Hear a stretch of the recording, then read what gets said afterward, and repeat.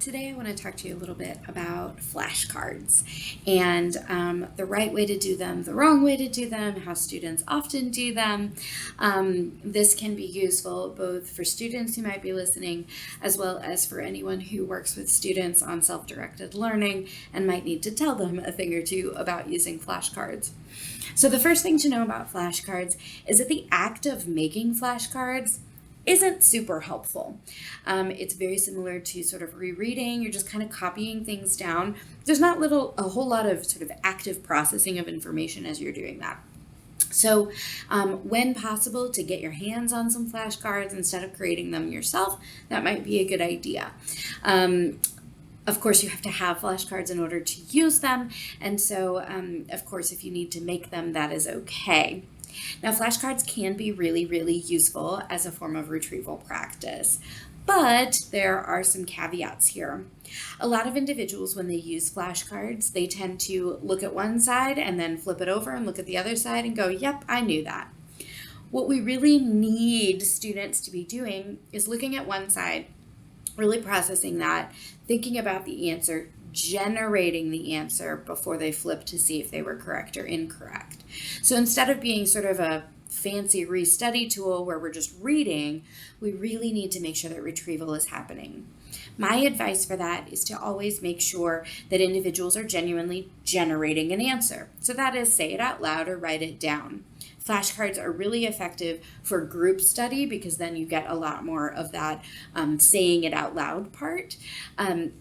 But even by yourself, you can do that even if you're whispering the word out loud.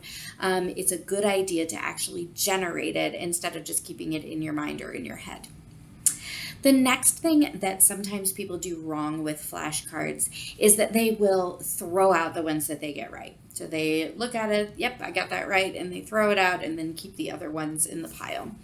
Now, what we know from lots of research is that getting something right once doesn't necessarily mean that you'll get it right again later on.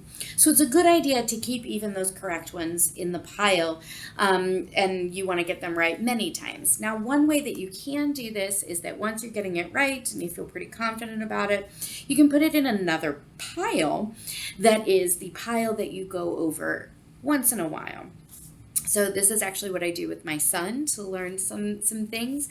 We've got 3 piles. We've got a pile of things he knows pretty darn well. We've got a pile of things that he's working on right now and a pile of things he doesn't really know at all. And we go through all 3 piles. It's just that we do that differently. The pile of things that we're working on, we go through every single day, usually multiple times, until we can move it into the pile that he knows pretty darn well. And then we take things from the pile he doesn't know and we move them into that pile a little bit at a time so it's not too overwhelming. And then the pile of things he knows pretty darn well, we still do those about once a week so that we can make sure that we stay fresh on that material. We're getting some nice spaced study in there, and he gets an opportunity to feel good about himself because he still remembers those things. Now, every once in a while, we go through that pile and he gets things wrong. Then they move back into the pile of things that we're actively working on so that we can, again, feel confident that he's got those right.